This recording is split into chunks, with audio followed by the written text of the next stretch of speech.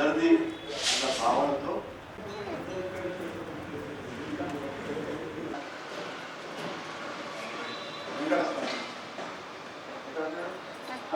వెంకటస్వామి గారు వచ్చి సన్మానం చేయవలసిందిగా కోరుచున్నాను.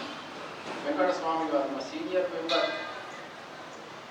ఆయన కూడా 80 ఏళ్ళు దాటి. మనోహర గోపికల హృదయ యశోదనందన శ్రీకృష్ణ జయ జయ శ్రీ మధుర మురళి గానముతో గోవుల గోపాల శ్రీకృష్ణ జయ జయ శ్రీకృష్ణ జయ మంగళారతి.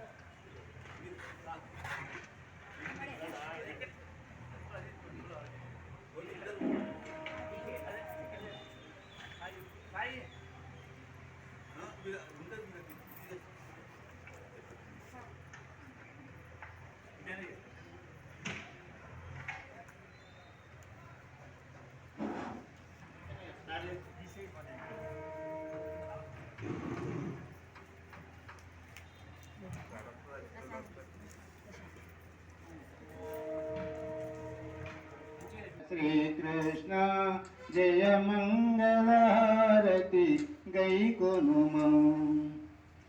శ్రీధర మాధవ సుందర రూప శతకోటి భాను తేజ శ్రీకృష్ణ జయ జయ శ్రీకృష్ణ జయ మంగళహారతి గైకొనుమౌ.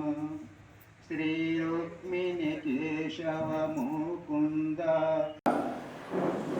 గీతాభవన్ ఎప్పుడు ప్రారంభమైంది, ఇక్కడ దీన్ని ఎవరు ప్రారంభించారు? గీతాభవన్ స్కూల్ అనేది చాలా ఫేమస్ స్కూల్.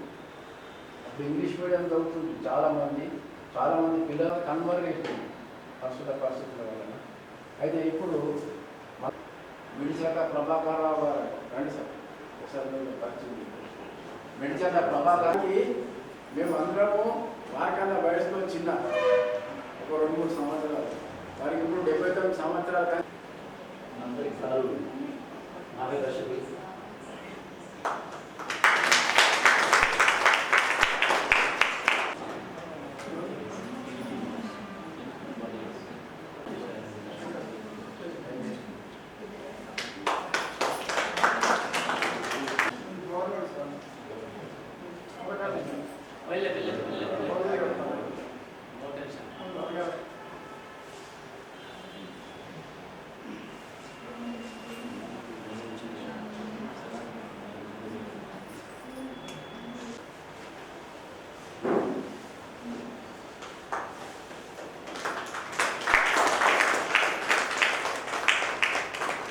ఆఫీసర్ మహబూబాబాద్ జిల్లాలో పనిచేసి రిటైర్డ్ అయ్యిండు. వారు మాకు భగవద్గీత బోధిస్తారు.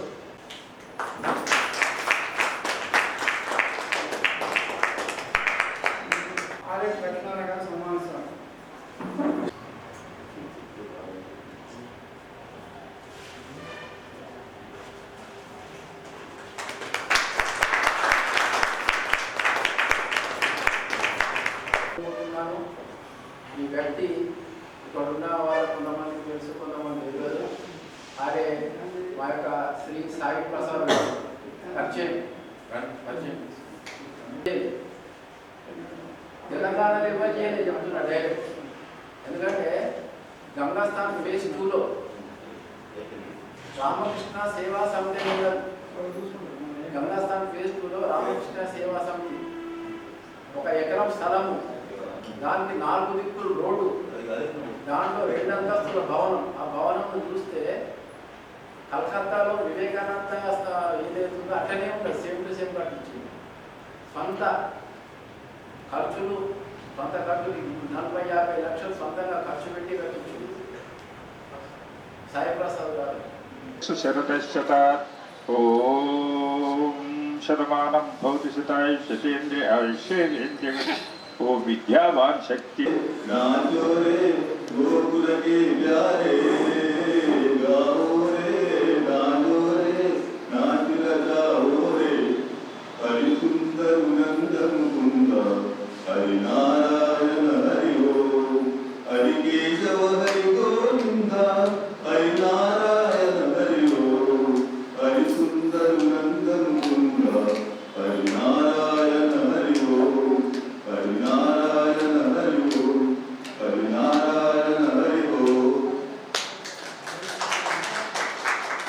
ఇప్పుడు మా సంస్థ యొక్క అధ్యక్షుడు ఎంఎస్ నరసింహాచారి గారు స్వాగతం సుస్వాగతం.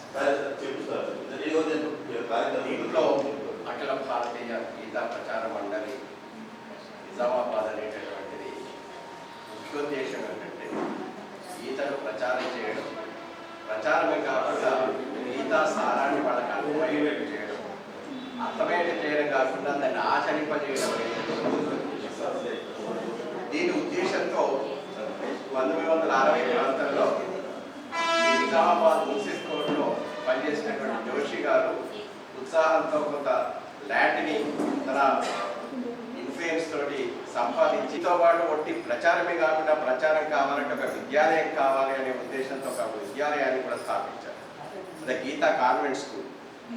దీంట్లో చాలామంది ఇప్పుడున్నటువంటి ఎమ్మెల్యే లక్ష్మీనారాయణ గారు మిగతా వాళ్ళు చాలామంది దీంట్లో చదువుకొని పెద్దవాళ్ళు అయినారు, సత్ప్రవర్తన కలిగినటువంటి వాళ్ళు ఉన్నారు. ఇక్కడే కాకుండా ఆయన ఎక్కడ పోతే అక్కడ గీతా ప్రచార మండలి స్థాపించారు. తర్వాత నెక్స్ట్ నిర్మల్లో పోయినారు, నిర్మల్ ట్రాన్స్ఫర్ అయితే అక్కడ కూడా గీతా ప్రచార మండలి స్థాపించి ఒక పెద్ద సంస్థ అక్కడ నిర్వర్తించారు. అక్కడి నుంచి బోధనకు పోయినారు, బోధనలో కూడా గీతా ప్రచార మండలి స్థాపించి అక్కడ కూడా స్థాపించారు. అట్లానే బైన్సాకు వెళ్ళారు, బైన్సాకు కూడా అక్కడ స్థాపించి, అంటే ఇక్కడ ఈ 3 సంస్థలు మాత్రం యాక్టివ్గా పనిచేస్తున్నాయి. ఇక బైన్సా మాత్రం దూరంగా ఉండటం వల్ల దాన్ని కంటిన్యూ చేయడం అనేది వాళ్ళతో సరికాలేదు, అది డిఫెక్ట్ ఉంది. ఈ 3 మాత్రం యాక్టివ్గా పనిచేస్తున్నాయి. అయితే దీంట్లో భగవద్గీతను చాలా పవిత్ర గ్రంథంగా మనం పరిగణిస్తాం. ప్రపంచం మొత్తంగా అందరూ పాటించేటటువంటి చదివేటటువంటి భగవద్గీత ఒక మత గ్రంథం కాదు, ఒక హిందుత్వాన్నే బోధించేటటువంటిది కాదు. ఇది జీవన విధానాన్ని బోధించేటటువంటి ఒక గ్రంథం. దీంట్లో మనం కష్టాలు అంటే మన మనిషి జీవితం అనేటటువంటి సుఖ దుఃఖాలమయం. ఒకప్పుడు సుఖం ఉంటుంది, ఒకటి దుఃఖం ఉంటుంది, ఒకసారి బాధ ఉంటుంది, ఒక సంతోషం ఉంటుంది. సంతోషం ఉంటే బాగా పొంగిపోయి, దుఃఖం ఉంటే కునిగిపోవడం జరుగుతుంది. ఈ భగవద్గీత ఏం చెప్తుందంటే అన్ని కాలాల్లో ఈక్వాలిటీ, అంటే మనలో ఉన్నటువంటి అన్నిటి ఒక సమదృష్టితో చూపించడం అనేది దీని యొక్క సారాంశం. దీన్ని బోధించడం జరుగుతుంది. ఆ జరిగినప్పుడు ఎట్లా ప్రవర్తించాలి, ఎలా తను ధైర్యంగా ముందుకు పోవాలి. ముందుకు పోవాలంటే కర్తవ్య నిర్వహణ చాలా ముఖ్యం. కర్మ సిద్ధాంతాన్ని బోధించేదే ఈ భగవద్గీత. చాలా కృష్ణ మందిరాలు ఉన్నాయి, అంటే ఒక మోక్షానికి అంటే నువ్వు చేయాలి. ఈ జీవితం అనేది ఒక ప్రయాణం, ఇంకా సాగిపోతూనే ఉండాలి, ఆగకూడదు, నీ పని నువ్వు చెయ్యు. అది కృష్ణుడు కూడా ఇక్కడ బోధించాడు ఏంటంటే ధర్మాన్ని నిలబెట్టడానికి నేను యుగాల్లో పుడుతూనే ఉంటాను, ధర్మం అప్పుడప్పుడు నశిస్తుంది. అంటే రాముని కాలంలో ధర్మం ఒక విధంగా ఉంటే అప్పుడు రాముడు ఉదయించాడు, రాముడు పుట్టాడు, ఆ ఏకపంథ వ్రతమైన ధర్మాన్ని ఆయన బోధించాడు. ఈ కృష్ణుడి కాలంలో ధర్మం నశించినప్పుడు కృష్ణుడు పుట్టినాడు. అందుకనే ఏమంటాడు, యథా యథా హి ధర్మస్య గ్లానిర్భవతి భారత అభ్యుత్థానం అధర్మస్య తదాత్మానం సృజామి. అప్పుడు నేను పుడతాను, మిమ్మల్ని ప్రయాణించేటట్టు చేస్తాను, నేను చెప్పినట్టుగా చేయండి అంతే తప్ప మీరేది మాట్లాడొద్దని అర్జునుడికి చెప్పి కర్తవ్యం అని చేస్తాడనమాట. కర్తవ్యం చేసేటట్టుగా చేస్తాడు. అంటే మనకు కూడా జీవితంలో మన కర్తవ్యం ఉంది, ఇక్కడే ఆగిపోకూడదు, మన ప్రయాణం కొనసాగుతుంది, చివరికి ఎప్పుడో మనం చేరాల్సిందే. ఈ మధ్యలో పుట్టుక చావు పుట్టినటువంటి వాడు చావక తప్పదు. Death is certain. ఎవడు కూడా వెనకాల ఉండడు. డెత్ అనేటువంటిది సర్టెన్ కాబట్టి తప్పదు. కాబట్టి ఈ మధ్యకాలంలో మనం చేసేటటువంటి కర్తవ్యాన్ని నిర్వర్తించాలని బోధించేదే ఈ భగవద్గీత. దీనికి మన జోషి గారు స్థాపించి దాన్ని దిగ్విజయంగా నిర్వర్తించారు. ఆ దాన్ని మేము కూడా కొనసాగించడానికి మా శాయశక్తులకు మేము కష్టపడుతున్నాం. మాకు సహకారం చేయాలి. మీ అందరికీ ఈ సందర్భంగా వచ్చినటువంటి అందరికీ ఆహ్వానం పలుకుతూ మరొకసారి కృతజ్ఞతలు ముగిస్తున్నాం.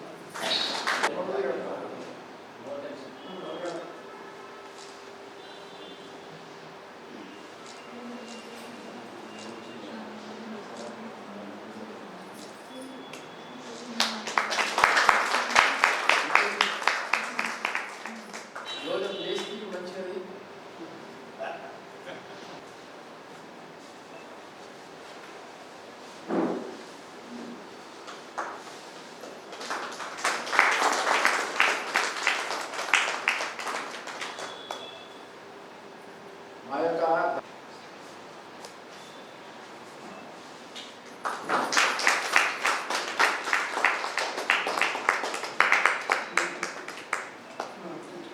గంగాస్థాన్ ఫేజ్ 2లో రామకృష్ణ సేవా సమితి 1 ఎకరం స్థలం, దానికి 4 దిక్కులు రోడ్డు, దాంట్లో 2 అంతస్తుల భవనం. ఆ భవనం చూస్తే కలకత్తాలో